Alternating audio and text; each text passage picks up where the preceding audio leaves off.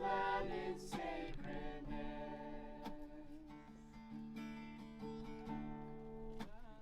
Tis the trees and one fire inside of me can burn strong and feed the fires of many.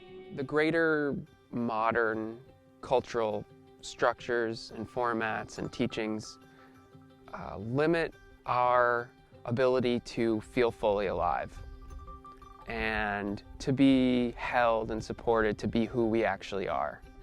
So being able to be in a container where we are allowed a chance to be fully alive, to be held and supported by nature and others, as well as to participate in that holding and supporting others, gives us a chance at moving through some of those obstacles of being who we truly are. And if you could imagine everyone in the world was able to settle into being fully supported by nature and their community and others, that life would be a bit different.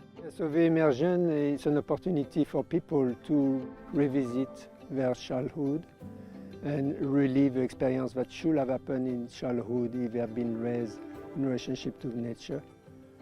So we have things like expanding all the senses in a deep way, imitating animals, tracking, studying bird language, so we can know which mammal is moving on the land without seeing them. And for example, seeing the landscape from an eagle view. And so you orient yourself all the time when you move through the wilderness.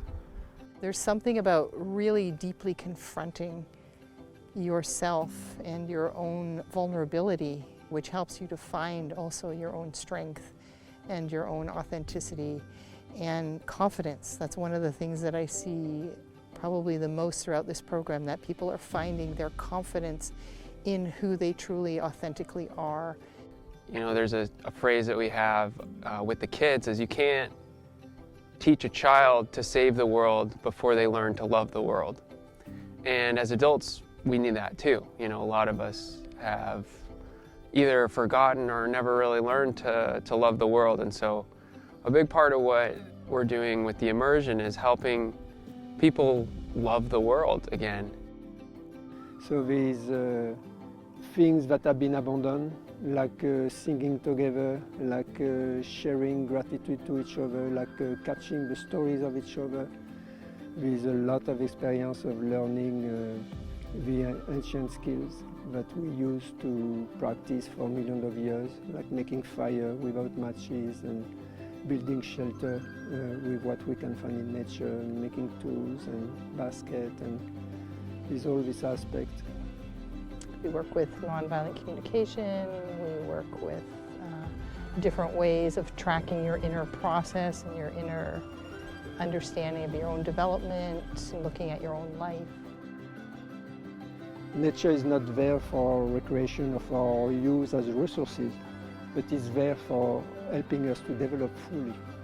It's a place where you can really be surrounded by other people who are interested in learning and who are really committed to being of service and being helpful to other people, and there's this sense of aliveness in all the people here. I saw myself being connected with my emotions and willing to dive in and even like share that with people and come out on the other side. And I feel like that process really changed me. You know, there's challenges in our present and in our future that we don't have answers for.